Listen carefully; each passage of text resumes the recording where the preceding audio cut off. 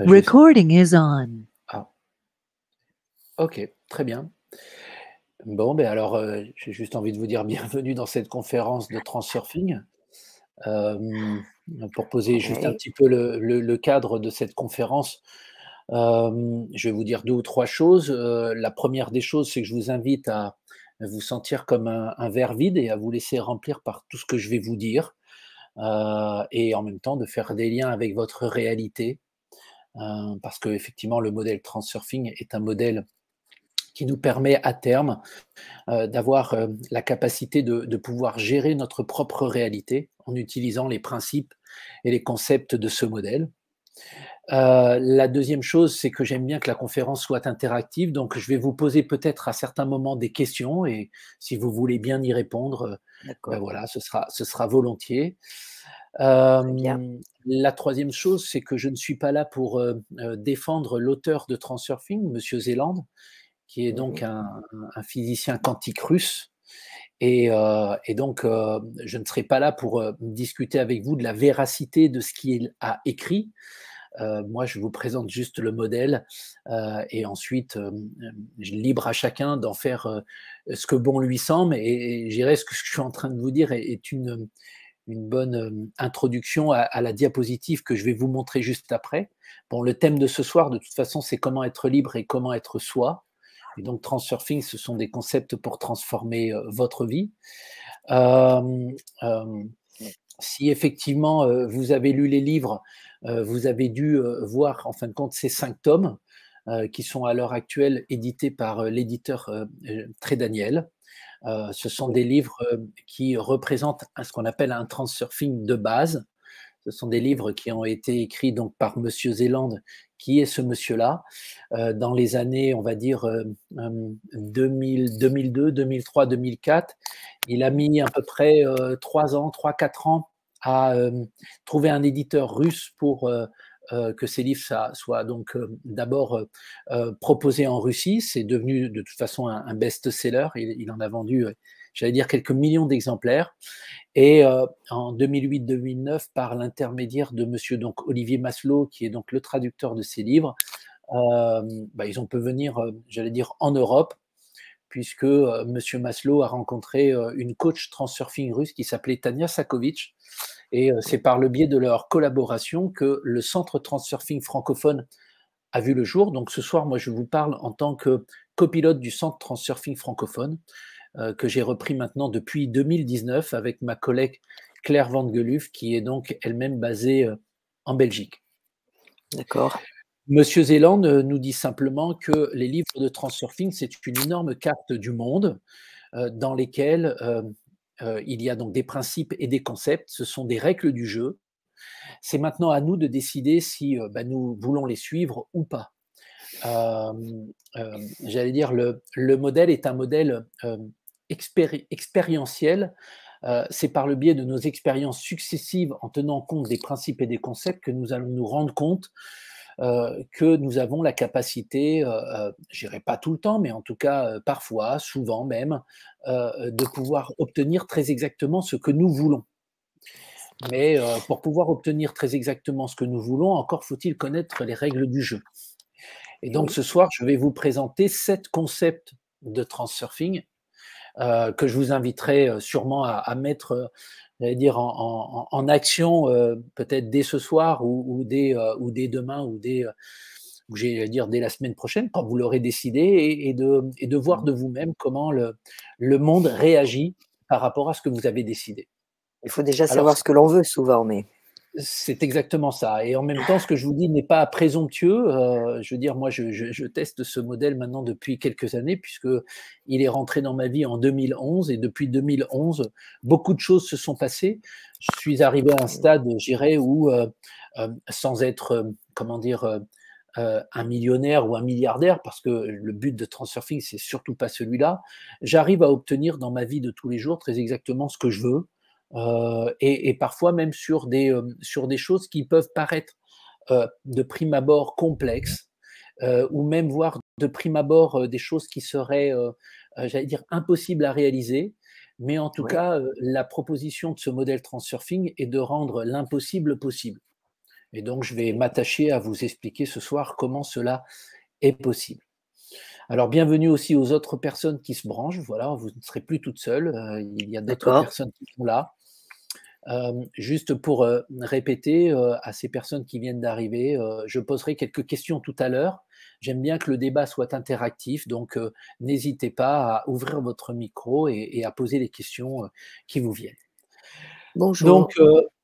voilà, donc ce modèle, à travers ces 5 tomes de Transurfing, cet écrivain, Vadim Zeland, qui à l'heure actuelle est un monsieur qui a entre 55 et 60 ans, hein, il est relativement, je dirais, jeune. Il habite dans l'enclave russe qui se trouve entre la Pologne et je crois la ville d'au-dessus, c'est, la Géorgie, je crois. Il est juste à côté, en fin de compte, de la Biélorussie et il se trouve juste en face de la mer. Alors si je ne me trompe pas, c'est peut-être la mer Adriatique. Excusez-moi pour mes connaissances un peu approximatives de géographie, mais en tout cas, s'il regarde très, très au loin, il est juste en face de la Suède et de la Finlande, on pourrait le dire comme ça, Suède, Norvège, Finlande. Pour ceux qui connaissent le midi de la France et le sud-ouest de la France, en gros, si vous êtes dans la région de Cap-Breton, ben, Monsieur Zéland, quand il sort de chez lui, il a une longue langue de sable blanc. Et comme je suis parfois, je dirais parfois pour le moment en contact avec lui, il m'a déjà raconté qu'il passe ses après-midi à aller marcher sur la plage. Voilà.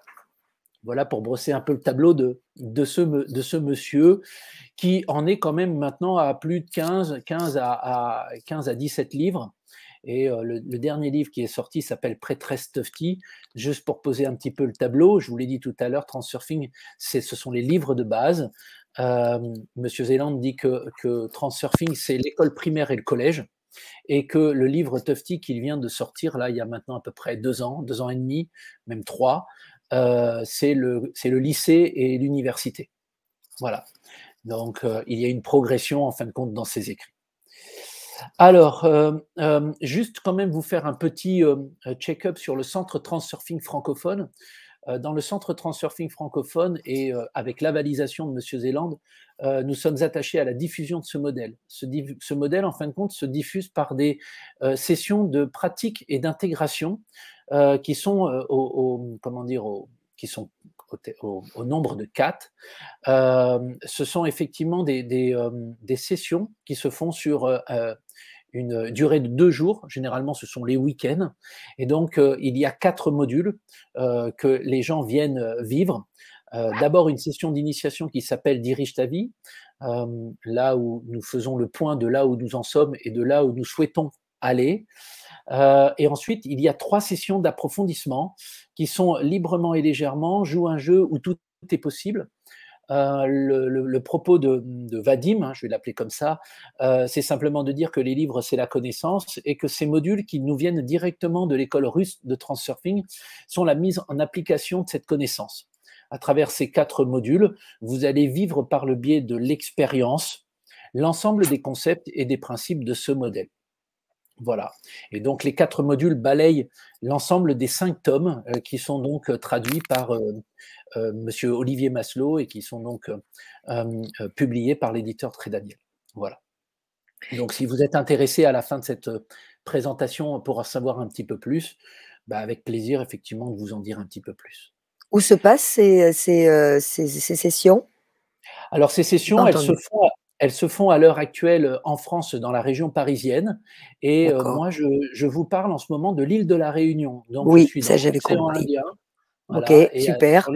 sur l'île de la Réunion, je donne aussi donc ces formations. D'accord. Voilà. Bah, Donc, ça fait un peu faudra loin pour eux.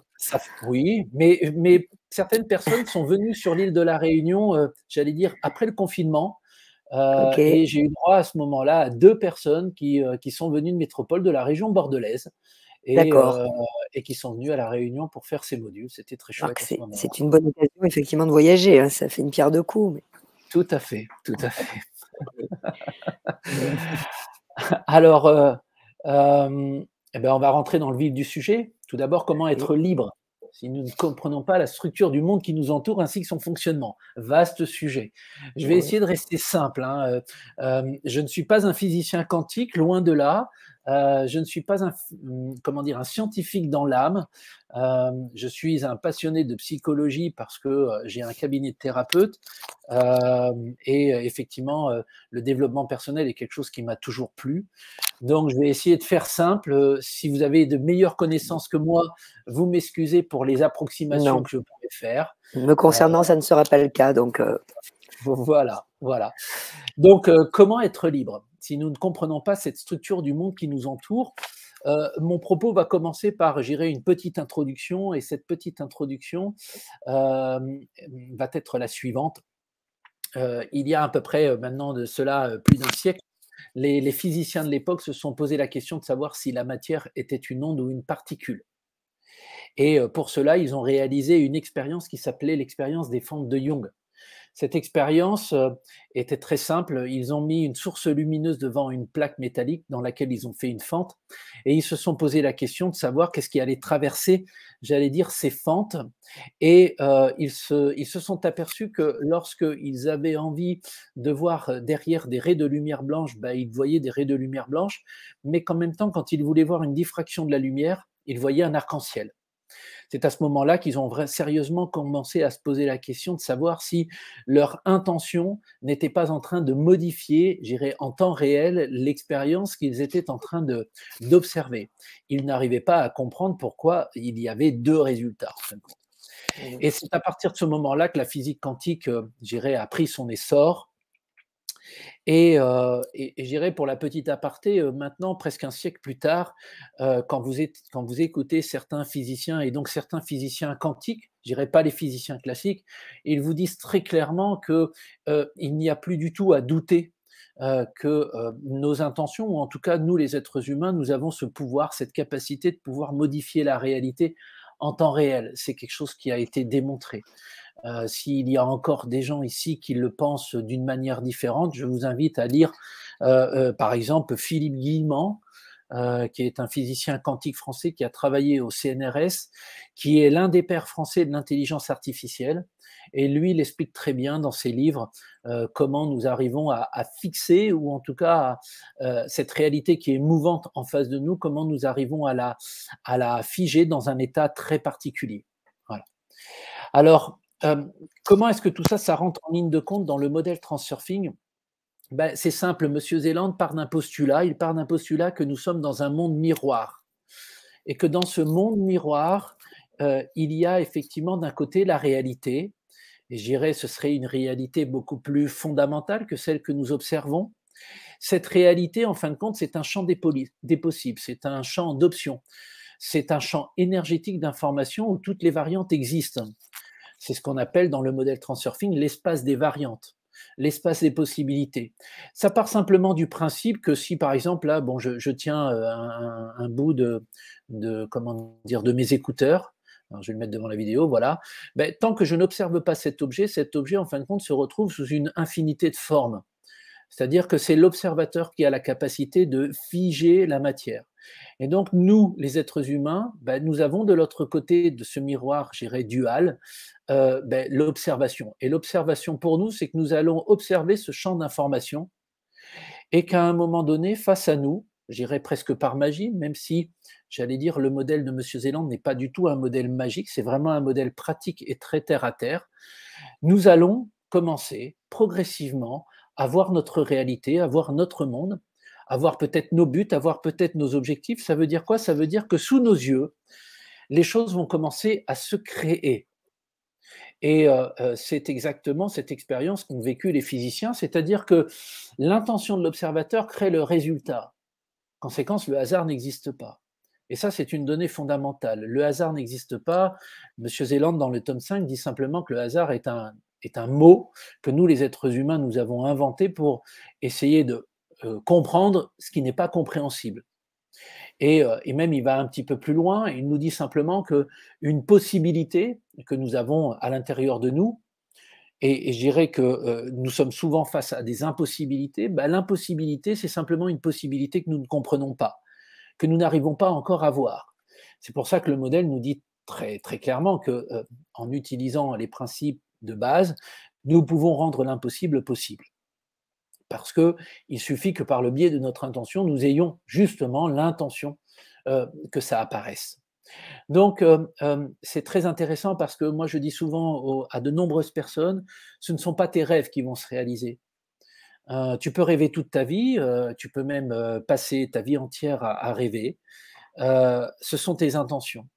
Et que c'est par le biais de l'intention, c'est-à-dire quelque part une sorte de force en nous, quelque chose qui nous fait aller de l'avant. Je veux dire, un bébé se met bien sur ses deux pattes parce qu'il a l'intention de marcher sur ses deux pattes. Il commence à faire un pas en avant, il va se déséquilibrer parce qu'il a l'intention de trouver l'équilibre. Il a l'intention, en fin de compte, d'arriver à marcher. C'est exactement la même chose quand vous apprenez à faire du vélo à un enfant. Au départ, lui, il a juste l'intention d'être libre, mais il ne sait pas trop comment. Et il doit d'abord maîtriser la force gyroscopique du vélo avant de pouvoir prendre énormément de plaisir à faire du vélo. Donc, c'est par le biais de nos intentions que les choses se font et se passent. Et ça, c'est une notion très importante, on y reviendra tout à l'heure. C'est-à-dire, l'intention est vraiment quelque chose qui, d'une part, est étonnante et en même temps, c'est quelque chose que nous avons à notre disposition, j'allais dire 24 heures sur 24. Voilà. Mmh. Alors, le premier concept que nous allons voir, c'est ce qu'on appelle le concept des balanciers. Je vous Oui. invite vraiment à avoir dans la tête, bon, si je reprends mon petit, comment dire, mon petit accessoire là d'oreillette, bah, si j'imagine que ça effectivement, c'est un pendule, bah, si je le mets au bout de mes doigts, je vais m'apercevoir qu'à un moment donné, il va commencer à bouger et puis il va bouger de plus en plus, comme s'il était soumis à une force que je ne comprends pas vraiment, mais qui est là et qui est présente. Cette notion de balancier est une notion fondamentale dans le modèle Transurfing parce qu'un balancier, c'est quelque chose qui va commencer à apparaître dans la réalité quand des individus vont, par le biais de leurs pensées, j'allais dire, C'est la même se chose. focaliser dans une même direction. Se Mmh. focaliser dans une même direction, et je vais prendre un exemple tout simple, hein, quand 2 enfants jouent avec un ballon, à un moment donné, ben, ça devient 2 équipes qui vont jouer ensemble et puis après c'est un championnat et puis après championnat, c'est une coupe et puis, on se rend compte que maintenant, quasiment tous les 2 ans ou tous les 4 ans, nous sommes sous le joug du balancier football qui, fait vibrer des millions et des milli enfin des millions, je le nombre est faible, des milliards de Oui. personnes sur la planète. Parce qu'à ce moment-là, j'allais dire, nous les êtres humains, nous nous sommes synchronisés sur le balancier football et ce balancier football, comme sur l'exemple qui est là, va se mettre à osciller de plus en plus vite et nous allons carrément être un peu comme, j'allais dire, un serpent qui serait hypnotisé par quelque chose en face de lui. Nous allons complètement être hypnotisés par le balancier. Et quand nous sommes hypnotisés par le balancier, il se passe quelque chose d'assez rigolo, c'est qu'au final, nous ne sommes plus du tout le maître de notre réalité. Nous ne sommes même plus parfois du tout le maître de notre propre corps et de nous-mêmes. Nous sommes complètement et totalement happés par le balancier. Et le balancier, lui, ne veut qu'une seule chose, c'est de l'énergie. De Ouais. l'énergie pour continuer à osciller de plus en plus fort, de plus en plus haut, avec un maximum d'adhérents qui lui donnent de l'énergie. À ce Oui. moment-là, qu'est-ce qui va se passer? Ben, ce qui est intéressant, c'est que nous allons donner de l'énergie au balancier, et vous le comprenez bien que dans une forme, je dirais, sévère d'un balancier, beaucoup d'êtres humains peuvent tomber en burn-out. Parce que le balancier, lui, ne se préoccupe d'une seule chose, c'est de prendre votre énergie, quoi qu'il se passe. Et je veux dire, dans l'actualité actuelle et dans l'actualité, je dirais, de ces 2 à 3 dernières années, vous le voyez bien comment les balanciers ont eu la capacité de plus en plus forte de prendre notre énergie. Alors, ce qui est intéressant à voir, c'est qu'au final, notre planète, tout le monde qui nous entoure, n'est qu'une profusion de balanciers. Et vous avez, à travers cette diapositive, des balanciers naturels, c'est-à-dire effectivement des structures énergétiques qui sont apparues, les forêts, les oiseaux, euh, les animaux, j'allais dire les insectes, et j'ai envie de vous dire même les virus. Je pense que ça Eh peut oui. vous Eh parler oui, à l'heure actuelle. légèrement. Voilà, donc nous prenons simplement conscience que nous sommes dans un monde vaste, complexe extrêmement complexe, j'allais dire, qui se nourrit en permanence, j'allais dire, de lui-même, d'énergie, fondamentalement, c'est ça, parce que quand deux balanciers ont envie de se faire la guerre, vous comprenez bien que le but derrière tout ça, c'est de capter de l'énergie, c'est le but ultime. Et donc, on va capter de l'énergie comment? En conquérant de nouveaux territoires, en mettant sous notre coupe des personnes, des individus, des sociétés, etc., etc. Tout ça dans le but, j'allais dire, de continuer à augmenter le fonctionnement du balancier. Alors, en plus, nous, les êtres humains, je dirais, nous sommes des boîtes à fabriquer des balanciers. Nous ne faisons que ça quasiment toute la journée.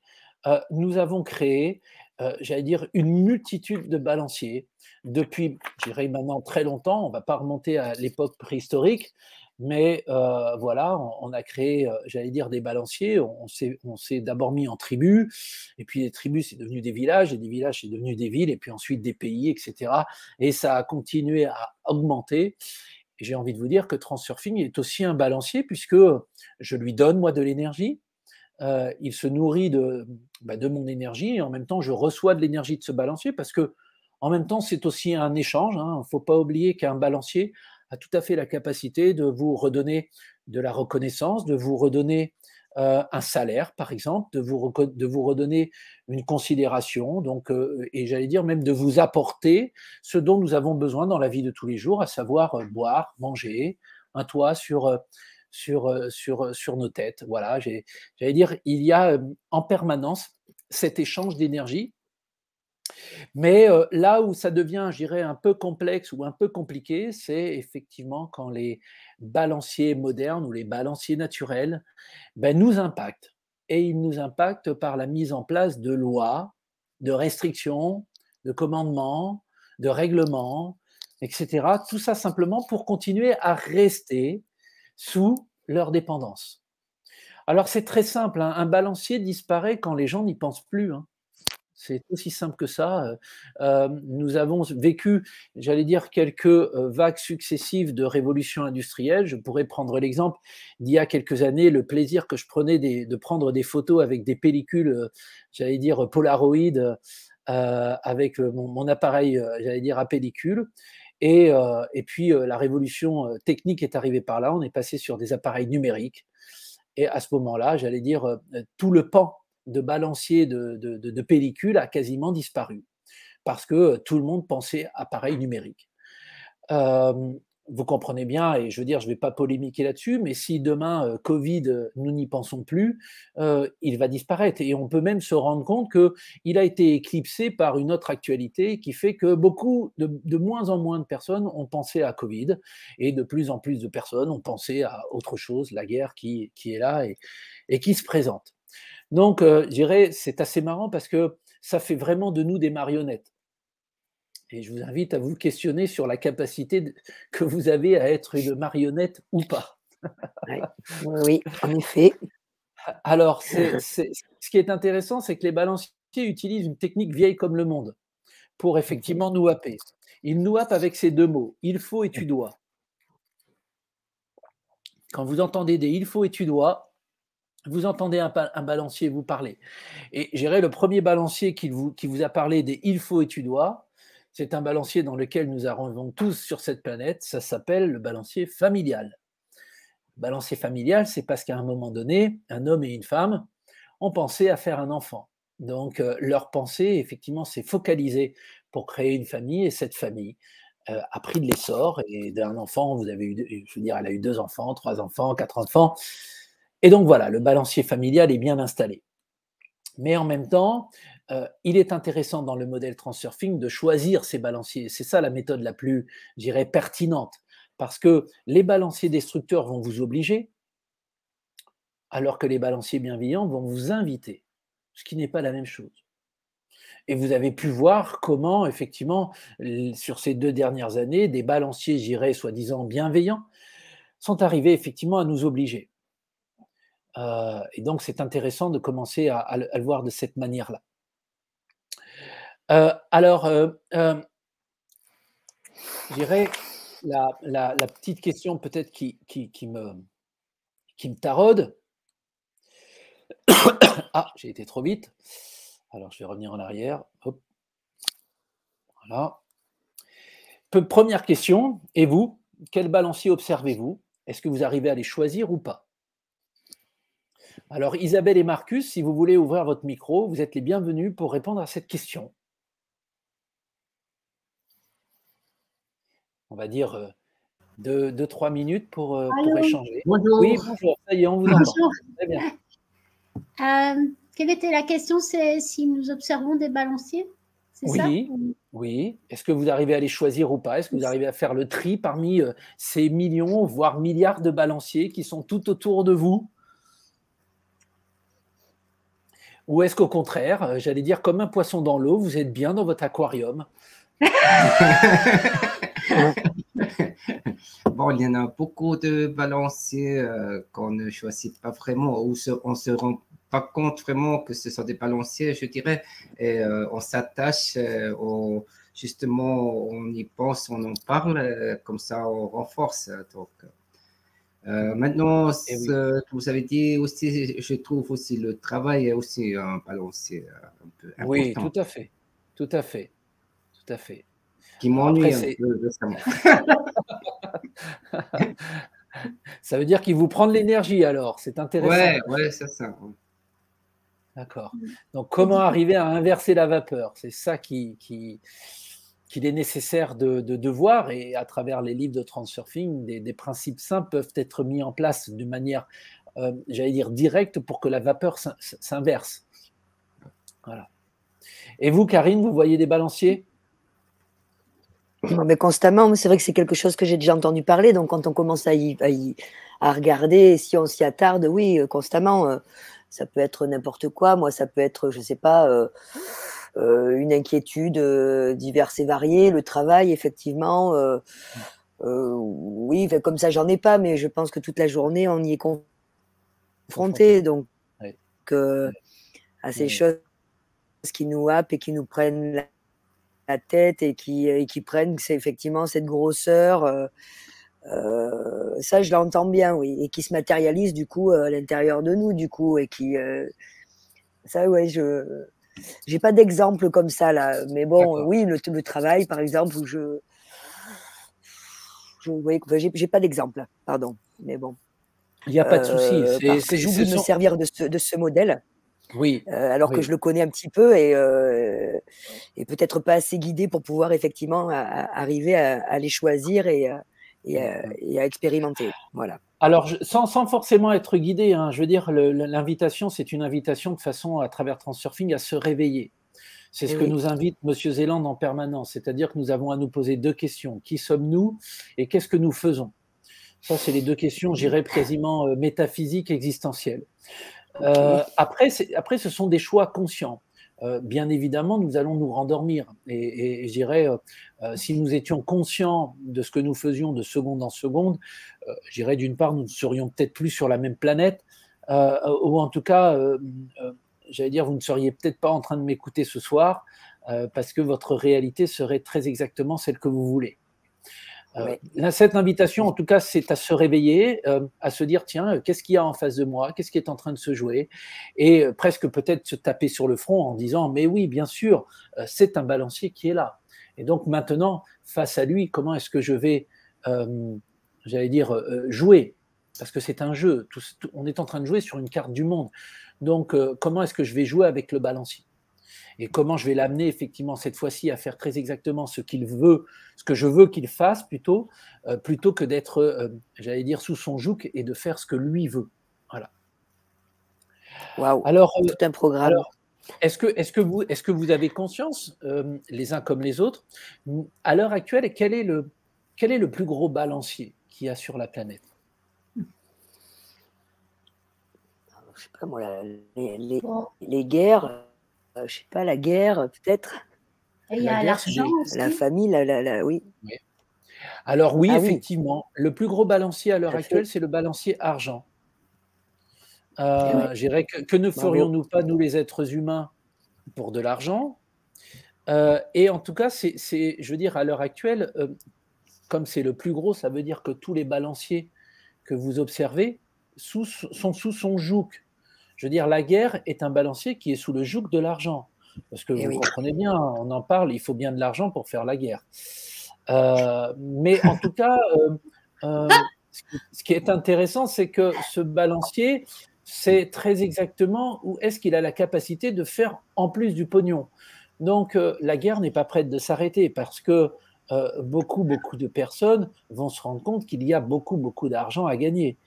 Et juste avant la guerre, vous le voyez bien à travers ces 2 années de Covid, beaucoup de sociétés qui sont des petits balanciers ont gagné beaucoup d'argent. Voilà. Donc, en gros, depuis à peu près 2-3 ans, c'est le balancier argent qui est en train de se restructurer mondialement et planétairement parlant.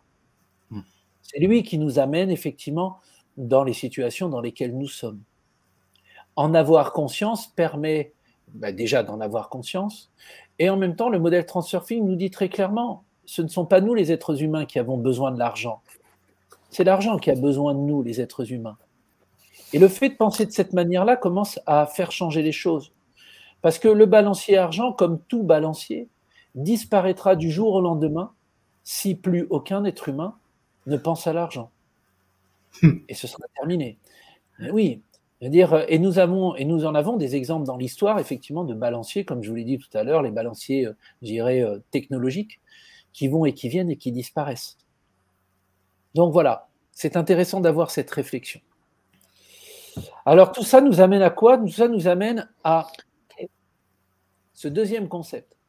Parce que bon, c'est bien de connaître les balanciers, mais maintenant c'est bien de connaître quel est l'impact des balanciers, quel est l'impact que les balanciers ont sur nous. L'impact qu'ils ont sur nous, c'est que nous sommes des êtres, je dirais, de pensée, des êtres qui réfléchissons, des êtres qui évaluons, et ça c'est parce que notre esprit effectivement est à l'œuvre. Et notre esprit, lui, il met en place quelque chose d'assez paradoxal, parce qu'il n'y a que nous qui le mettons en place. Je veux dire, rien dans la nature autour de nous ne le met en place. Ce que nous mettons en place, c'est ce qu'on appelle l'importance. Alors attention, je fais juste un petit bémol. L'importance, ce n'est pas ce qui est important. J'ai envie de dire votre travail, puisqu'on a parlé du travail tout à l'heure, ça peut être quelque chose d'important. Vos enfants sont importants. J'allais dire, l'endroit où vous habitez est important. Les relations que vous avez sont des relations qui sont importantes. Voilà, je veux dire, votre vie en soi est une vie importante. L'importance, ça n'a strictement rien à voir.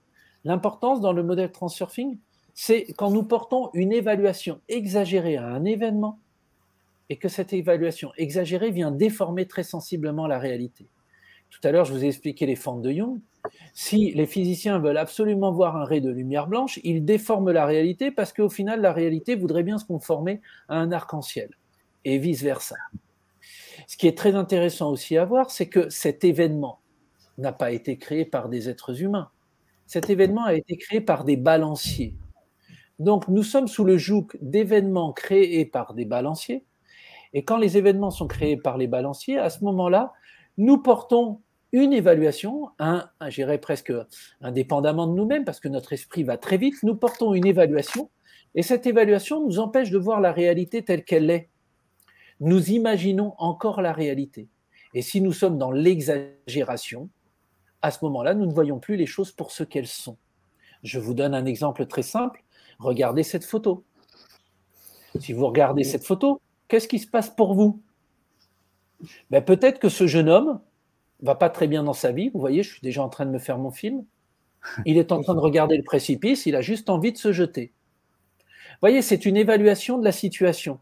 Et peut-être que cette évaluation de la situation est tout à fait trompeuse. Parce que si j'élargis mon champ d'observation et que je ne me focus pas sur cette personne, je me rends compte que je suis sur un fjord en Norvège, je suis en train de marcher sur la falaise, et que quelque part derrière ce jeune homme, il y a des gens qui sont en train de s'habiller, qui mettent un sac de parachute, je veux dire leur parachute, et qu'en fin de compte, je suis sur un saut, un site de saut en parachute. Conséquence, vous voyez bien que mon évaluation n'est plus du tout la même. Donc mon évaluation et mes importances dépendent de ma capacité à observer les choses. Donc voilà comment l'importance se met en place. Ça nous arrive dans la vie de tous les jours, à chaque instant. Vous avez mal entendu quelque chose. vous avez mal vu quelque chose. Ça a été trop vite à ce moment-là, ou dans votre tête, vous étiez dans vos pensées. Conséquence, vous n'avez pas pu apprécier la situation telle qu'elle était, et vous êtes parti dans vos importances. Mais ce qui est intéressant, c'est que cette importance va venir nourrir un balancier. Parce que peut-être qu'elle va provoquer, une mésentente, une incompréhension. Et qu'à ce moment-là, partant de là, j'allais dire, ça y est, le balancier fait jackpot, il est en train de récupérer votre énergie émotionnelle et vous êtes en train de le nourrir. Donc, il est intéressant de faire, ou en tout cas de porter une attention à ces importances. Donc vous, dans votre vie de tous les jours, où est-ce que vous mettez de l'importance? Sur quoi portez-vous toujours une exagération? Il n'y a pas besoin d'aller chercher trop loin. Hein. Je vous invite vraiment à aller chercher juste à côté de chez vous. Dans un sens ou un autre, les médias sociaux. Oui. Je sais que j'ai un rapport, des fois j'utilise et puis des fois il me pompe et enfin je vois bien que là je me situe pas clairement par rapport à ça et je vois bien que c'est un balancier terrible et je me demande quoi faire, voilà. Je perds de l'énergie comme ça. Tout à fait, comme dirait l'autre, éteignez la télévision. La télé elle est éteinte, mais maintenant il y a les médias sociaux qui s'y mettent. Oui, mais en même temps, c'est tout à fait normal. Nous sommes aussi à la recherche d'informations, ce qui peut être tout à fait légitime. Non, et là, ce serait plutôt comme, moi, je le vois plutôt, moi, comme un outil pour utiliser pour produire mes photos et mes textes. Bien sûr. Et puis, en effet, je dois à chaque fois choisir, où je l'utilise pour ça. Oui. Et chaque fois, je dois me placer par rapport, en effet, à ce que j'accepte dans mon monde ou pas. Oui, tout à fait. Oui. Tout à fait. C'est la question que je disais tout à l'heure. Qui je suis et qu'est-ce que je suis en train de faire? Voilà. C'est-à-dire que ça me permet à ce moment-là, effectivement, de me replacer et de me dire, en fin de compte, ça me permet tout bonnement de me réveiller. Et de me dire, là, qu'est-ce que je suis en train de faire? Est-ce que j'ai vraiment envie de faire ça ou est-ce que je ne pourrais pas aller faire autre chose? Et puis voilà, je passe à autre chose. Voilà. Je pense que vous avez tous et toutes, et moi-même le premier, des importances sur le balancier familial. Voilà, je veux dire, il n'y a pas besoin d'aller chercher très loin. Je mets par exemple une importance à ce que ma maison soit propre. Donc bien sûr, dès que je vois j'allais dire une saleté quelque part ou quelque chose qui n'a pas été rangé, tout de suite ça prend des proportions exagérées. Et donc à ce moment-là, je suis juste en train d'alimenter le balancier familial. Quand j'en prends conscience, je peux très bien me dire, bon, je vais garder quand même mon énergie pour le reste de la journée et je vais aller faire autre chose. Voilà. Voilà. Donc voilà. Oui, Karine, pardon, vous vouliez dire quelque chose? Non, ça avait l'air de parler, oui, moi, ça en est d'autres, mais oui, je vois bien. Moi, c'est au contraire. Moi, chez moi, je suis plutôt assez bordélique et je ne suis pas souvent chez moi. Mais le balancier, c'est, oh là là, il faut que je range, quoi. Il faut absolument que je range. Et je fais tout sauf ranger, du coup. Sauf quand j'invite du monde chez moi et que j'ai besoin que les gens se sentent bien ou que parce que j'ai une grande maison. Donc, et là, oui, mais sinon, c'est un truc qui me, oh là là, il faut absolument que je le fasse. Et en fait, je le fais pas, quoi, du coup. C'est terrible. J'ai envie de dire que, excusez-moi peut-être pour la boutade, maman et papa sont pas très très loin, ils sont là juste au-dessus de vous, un peu dans l'imaginaire, et j'allais dire, ils sont là avec le doigt, attention, il faut et tu dois ranger, donc c'est voilà, ça alimente de cette manière-là. Voilà. Sûrement, c'est ça, certainement. Oui, parce qu'au final, je pourrais en avoir rien à faire. Parce que finalement, moi, sauf que je n'arrive pas à retrouver, je m'habille toujours de la même façon parce que j'ai des fringues à droite, à gauche. Donc voilà, c'est un peu ça. Là, ça pose problème parce que je ne peux pas utiliser d'autres choses pour m'habiller. Mais sinon, oui, qu'est-ce que je pourrais en avoir à faire finalement de ranger ma maison, moi, si. Voilà. Mais bon. Voilà. Mais bon, j'en ai d'autres balanciers, mais ça pourrait en être un. Oui, c'en est un gros. Oui. Ok, d'accord. Ouais. On ne se refait pas, comme dirait l'autre. Arrêtez, ne dites pas ça. Mais non, mais en plus, je le dis en rigolant, mais je le dis aussi très sérieusement. Dans le modèle Transurfing, on n'est pas du tout là pour se changer. Et on n'est pas du tout là pour changer les autres. Tout ça, c'est des pertes de temps et d'énergie. Voilà. D'accord. C'est un modèle qui nous amène, je dirais, dans son côté ésotérique, à une forme d'acceptation de ce qui est. Et j'allais dire, ça se comprend tout à fait. Ah oui. Alors, je ne vais pas rentrer dans le détail parce que je pourrais en parler des heures et je suis sur une présentation, mais si on creuse un petit peu plus le modèle, oui, il n'y a pas besoin de changer les choses.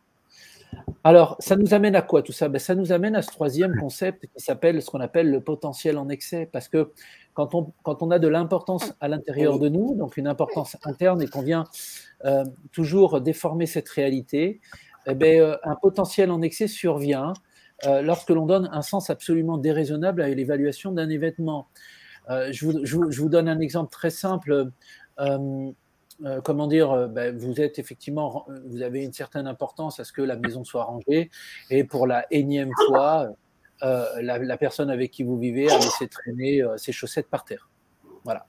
Un événement, somme toute, j'irais, habituel, ni plus ni moins. Sauf que ce jour-là, effectivement, vous avez le vase, j'allais dire le verre qui est plein, et c'est la petite goutte qui a fait déborder le vase. Donc, à ce moment-là, vous avez à l'intérieur de vous, je dirais, une émotion qui est là, qu'on appelle la colère. Et cette colère est en train de déborder et elle devient presque une rage. Vous avez envie de tout casser, vous avez envie de tout fracasser, vous avez envie de mettre des baffes à la personne qui est en face de vous. Et bien voilà, vous êtes juste en train de mettre le doigt sur un potentiel en excès, c'est-à-dire que vous avez accumulé de la colère, et à un moment donné, ça déborde. Et quand ça déborde, le balancier familial, lui, il est très content parce que le balancier, et c'est M. Deslandes qui le dit, se nourrit essentiellement d'une énergie qui est pure. Cette énergie qui est pure, c'est l'énergie du conflit. C'est-à-dire que plus les gens vont rentrer en conflit, plus le balancier va être gavé de nourriture énergétique. Donc, à ce moment-là, vous voyez bien, le balancier est là, les importances sont là, vous rentrez dans un potentiel excessif. Et à ce moment-là, patatras, qu'est-ce qui se passe? On arrive sur ce quatrième concept. Et ce quatrième concept est ce qu'on appelle une force d'équilibrage. Alors, j'ai été plus vite que la musique. J'ai oublié de vous poser la question. Est-ce que vous observez des potentiels excessifs en vous? Pas du tout. Non, jamais. Jamais. Non.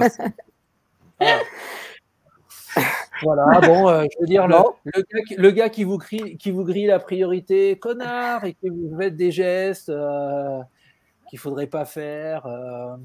Le collègue de boulot qui arrive toujours en retard, ou qui vous dit toujours le matin la même phrase, qui vous met toujours dans le même état.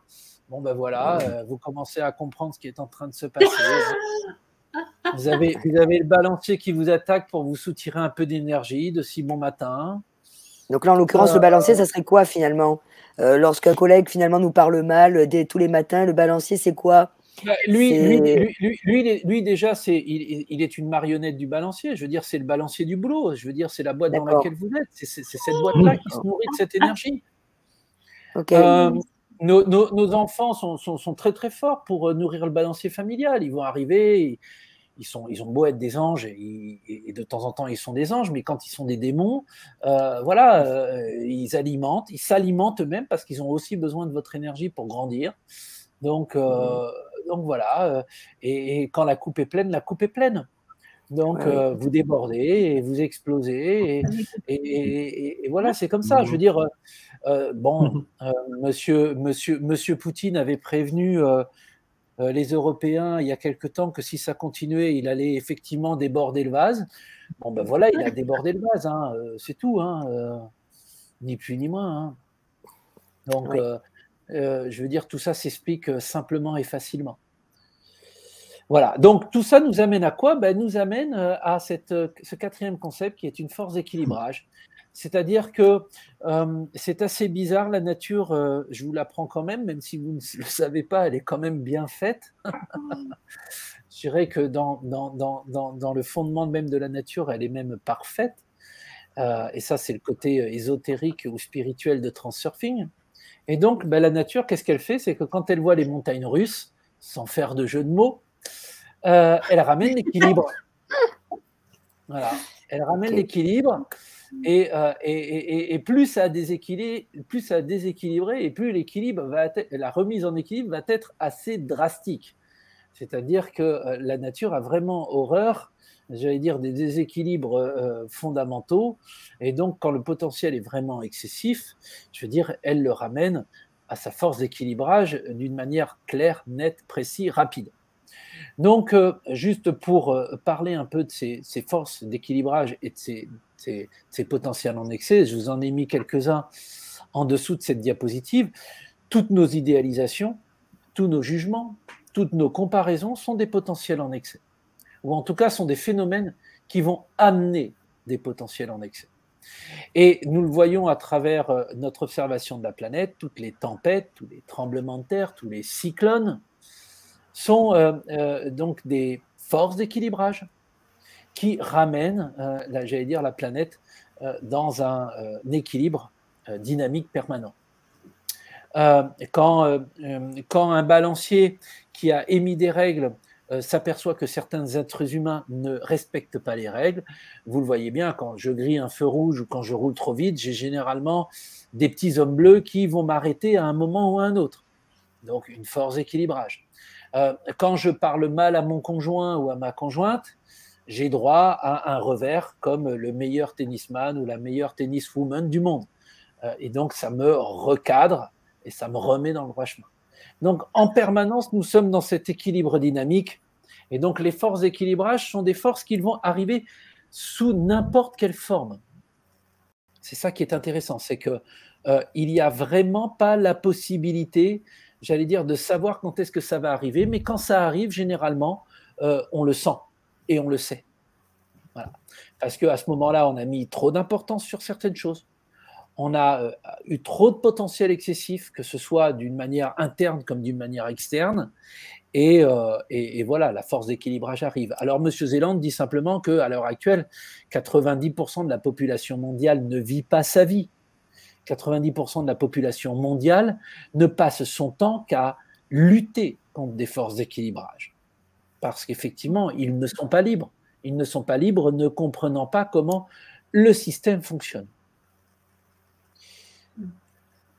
Et en plus, je vais rajouter une couche. Donc, avant de rajouter la couche et vous poser quand même cette question, hop, vous… Juste une question sur se battre contre les forces d'équilibrage.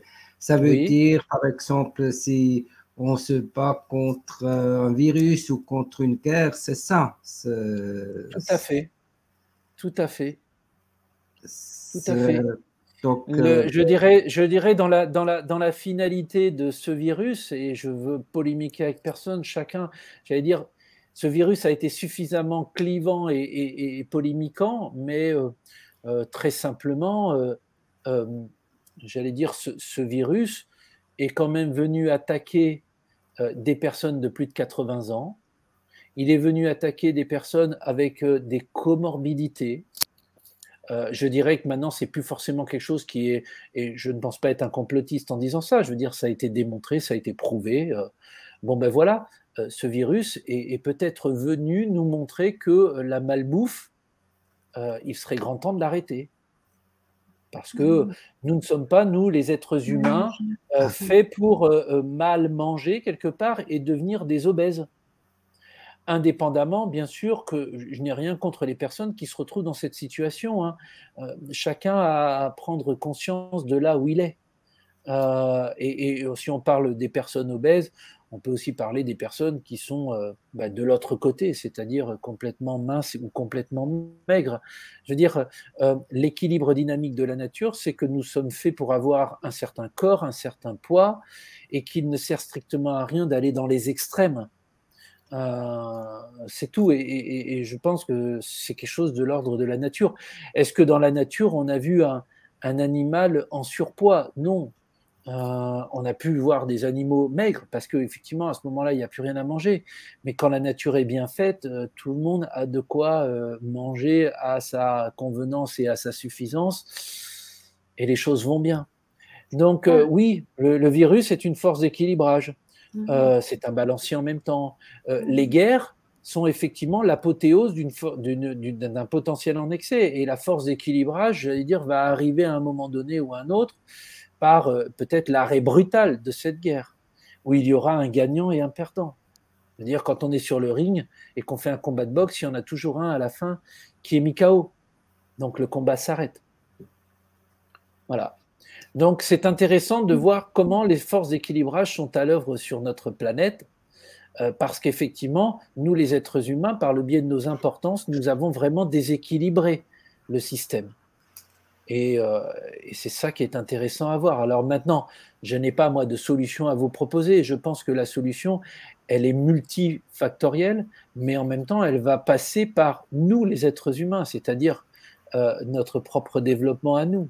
Si demain, effectivement, nous sommes dans un monde où nous bannissons la guerre, ben, il n'y aura plus de guerre. Et s'il n'y a plus de guerre, il y aura d'autres moyens de régler les problèmes. Bon, en même temps, M. Zéland nous dit que pour régler un problème, la première des choses que nous avons à faire, c'est d'en baisser l'importance. Et c'est en baissant l'importance du problème que le problème va se résoudre de lui-même. Encore faut-il l'avoir vécu. Moi, je vous dis ça. Vous pourriez très bien me dire, Gabriel, ce que tu me racontes, c'est pas vrai. Je suis pas là pour discuter de la véracité du modèle avec vous. Moi, je suis juste là pour vous dire, voilà, il y a ça, à vous de le tester, à vous de voir comment ça fonctionne pour vous.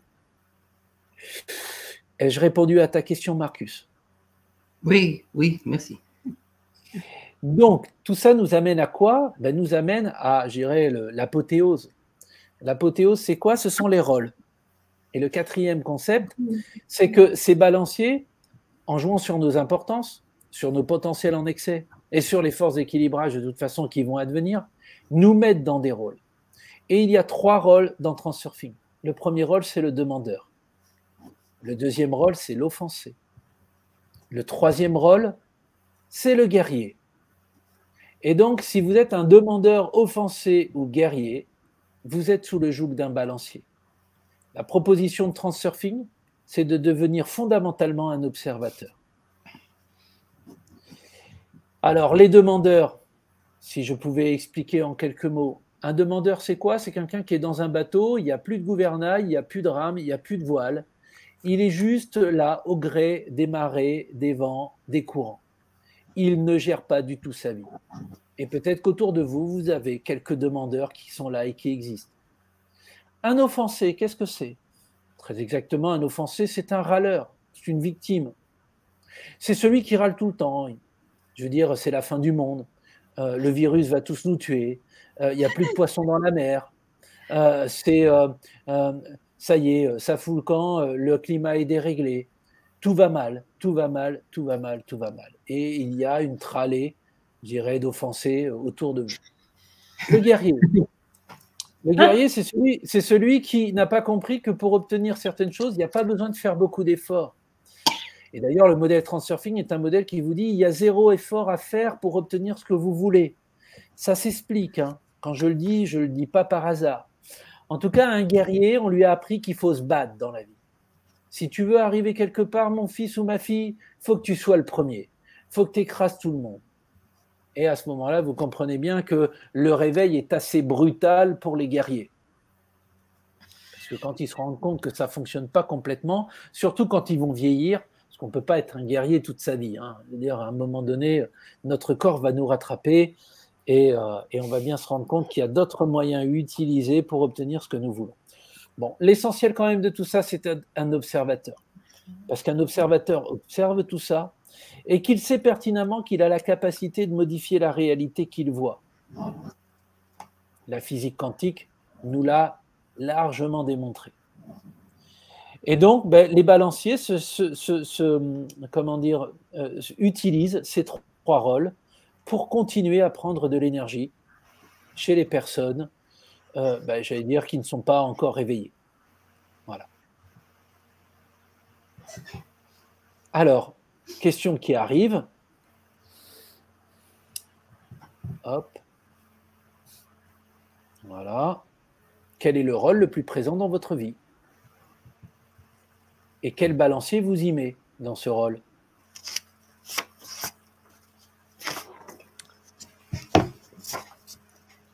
Est-ce que vous êtes des parfaits observateurs? Ou est-ce que, comme tout le monde, et même comme moi, hein, je ne suis pas au-dessus de vous, en dessous de vous, ou je ne sais pas trop où, mais je suis parfois offensé, demandeur, guerrier. Je dirais qu'en ce moment, je suis même offensé. Voilà.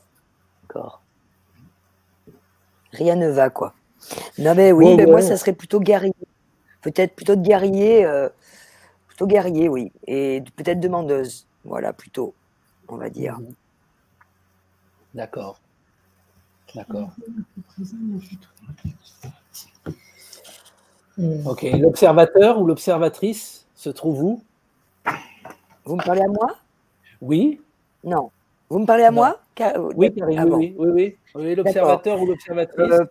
Parfois, je pense que je l'ai un peu oublié, l'observateur, parce que comme étant demandeuse et n'ayant pas ce que je souhaite avoir, et ben du coup, j'oublie d'observer parce que je fais que demander du coup. Je demande à l'univers, demander à l'univers. Alors, mais bon, comme ça vient pas assez vite, et ben j'oublie d'observer parce que je suis trop pressée en fait pour avoir.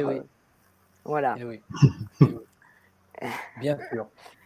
Je dirais si l'alignement était parfait, on parlera de l'alignement, bien évidemment que les choses arrivent, j'allais dire, avec une certaine vitesse, je dirais presque pour certaines choses une vitesse de croisière. Mais il ne faut pas oublier que nous sommes dans un monde de matière et que le monde de matière est un monde qui a toujours besoin d'un délai pour faire les choses. Donc il y a toujours à minima un délai de retard. Oui. Et ça se comprend aisément. Je veux dire, pour faire une maison, si elle n'existe pas, il faut entre 4 et 9 mois.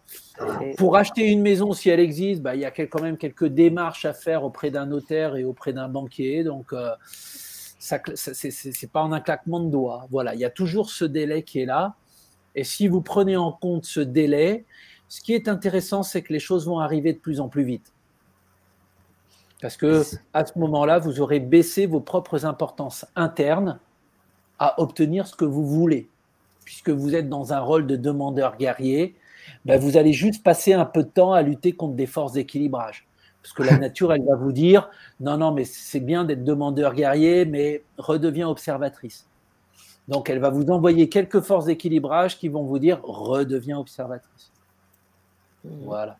Mais c'est pas évident d'observer, c'est-à-dire observer, c'est de laisser faire, de laisser couler. Ah non, pas du tout. Un observateur est un observateur vigilant. C'est-à-dire qu'un observateur est un spectateur, mais c'est un spectateur actif, surtout pas passif. Et vous allez le voir à travers la diapo qui va arriver après, bon, j'en dis quelques mots. L'invitation, c'est que nous devenions des émetteurs et pas des récepteurs. C'est-à-dire qu'un observateur sait très exactement dans quelle direction il dirige sa pensée. Il ne laisse surtout pas sa pensée vagabonder. Et si elle vagabonde, c'est qu'il a conscience qu'il l'a laissée vagabonder. Il est tout à fait capable à ce moment-là de revenir dans un état concentré. Donc un observateur est une personne active et concentrée. Elle sait répondre en permanence aux deux questions, qui elle est et qu'est-ce qu'elle fait. Donc, ça nous amène à quoi? C'est juste un observateur donne pas trop d'importance à n'importe ce qui se passe. Bien évidemment, bien évidemment. Un observateur a la capacité de faire baisser ses propres importances, de ne pas mettre de l'importance sur quelque chose d'extérieur, parce qu'il sait que cet extérieur, c'est un événement créé par un balancier, et qu'il sait que derrière, le balancier ne veut qu'une seule chose, capter son énergie. Donc moi, je dis souvent aux gens, avant de faire Transurfing, vous avez un tuyau d'énergie qui est comme ça, et vous donnez cette énergie-là. Quand vous devenez un observateur, votre tuyau d'énergie, il devient ça. C'est-à-dire que vous êtes... Je ne vous vois plus, moi, sur la vidéo. C'est peut-être normal, je ne sais pas. Alors, je ne sais pas. Isabelle et Marcus, vous me voyez? Oui. Ah oui, d'accord. Bon, très bien. Il y a CTF Pilote a été coupé pour économiser la bande passante. Mais d'accord, très bien. Ça, on avait aussi un moment, mais maintenant, c'est revenu. D'accord, ok. Bon. Ça devrait revenir. Donc, c'était simplement pour vous dire que quand je ne suis pas observateur, je suis capable de donner énormément d'énergie parce que je suis happé par le balancier. Mais dès que je redeviens observateur, je suis capable de maîtriser l'énergie que je donne. Et donc, elle est autant. Pardon. Comment? Elle est alors beaucoup plus puissante dans notre sens. Notre énergie, effectivement, nous la gardons. Donc, si nous la gardons et que nous ne la donnons plus comme ça à profusion, nous devenons effectivement plus puissants.